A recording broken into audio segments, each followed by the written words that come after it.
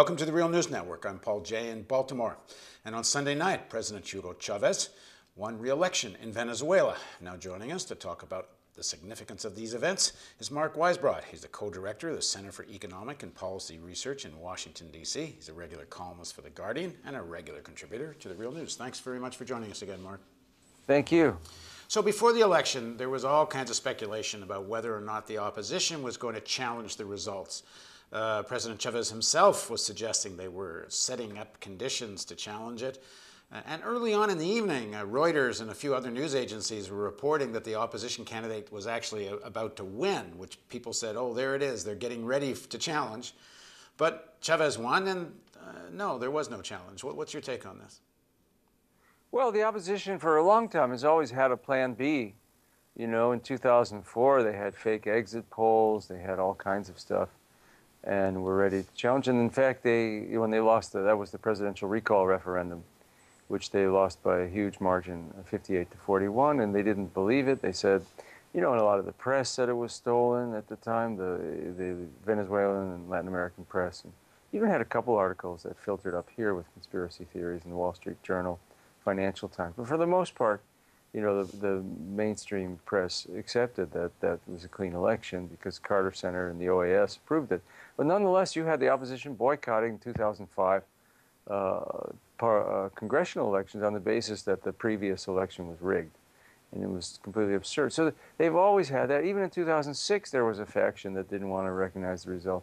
And but that was such a landslide. I mean, Chavez got 62% of the vote. It wasn't really possible.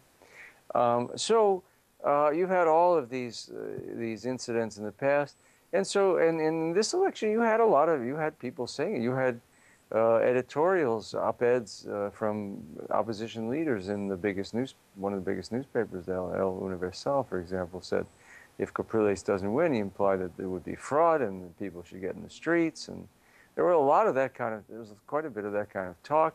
And the international press, the Spanish language press, was much worse than the English language press. For example, Spain, Spanish papers, ABC and El País were promoting all kinds of conspiracy theories and were quick to run with the exit polls in this election, where I think it was Varianzas, one of the polling firms, came out with an exit poll late last night, or into the night before the official results were announced, saying that Chavez had actually lost. And so you had a lot of this kind of stuff, and so I don't blame anybody for thinking that it could happen. We don't know if the election was closer, maybe it would have. But my bet all along, what I said from the beginning, was that it's not likely, because Capriles was going to, he was going to recognize the results, even though he didn't commit to it the way Chavez did until maybe yesterday, when he probably already knew the results. He did, the Obama administration is very important here. They don't want anything that's going to raise the price of gasoline before the election here. That's much more important to them than Venezuela's election. So I think that was true even of the Bush administration in 2004.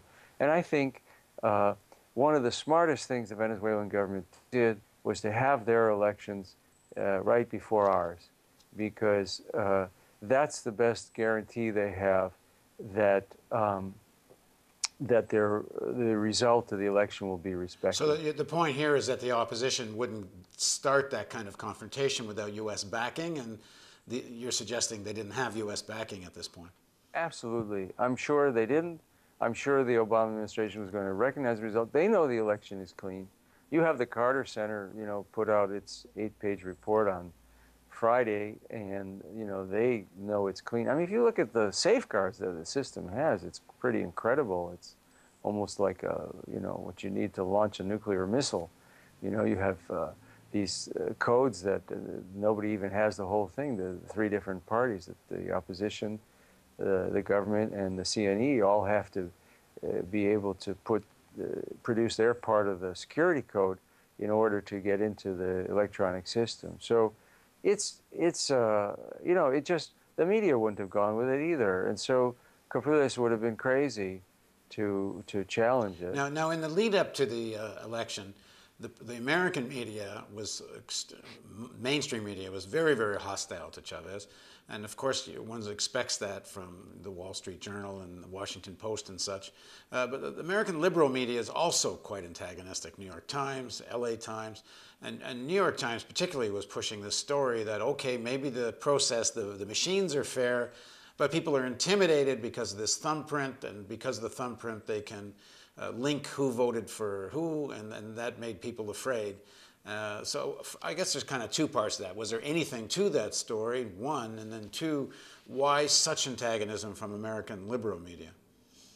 Well, on Venezuela, the liberal media is really not much different from the right-wing media. I mean, you know, the New York Times, for example, their reporting is not much different from Fox or some of the other more right-wing outlets, and has been. And the article they had on Friday really was ridiculous, where they interviewed a woman who said she was afraid to vote against Chavez because of retaliation, and here she was. I mean, first of all, the reporter might have thought, well, why is she telling me this and giving me her full name and her occupation and age, and she has a name that's very, you know, unusual and easily found. But there is some precedent for this. During the referendum that you mentioned, there was some release of lists within the Venezuelan government, and it did to some extent affect people's employment, especially if they were working in the civil service. Isn't that right?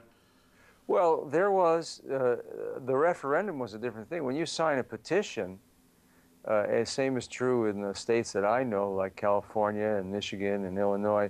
If you sign a petition, that's a matter of public record. So, you know, I would bet that a lot of state employees didn't sign the California recall petition that brought Schwarzenegger in, for example, some years ago. You know, there was no organized repression by the government. I'm sure that there were people fired, and not only, by the way, in the public sector, but also in the private sector, where the private employers coerced people to sign the petitions. And so, yeah, that's the trouble with a petition that's public. You know, individuals are going to take action against other individuals based on whether they sign or don't sign something. But the point here is you're saying none of this was public, and so these suggestions didn't have any basis. That's right. The ballot in a vote is completely different. That's a secret ballot. It's a completely secret ballot. That's what the Carter Center was trying to tell people as well.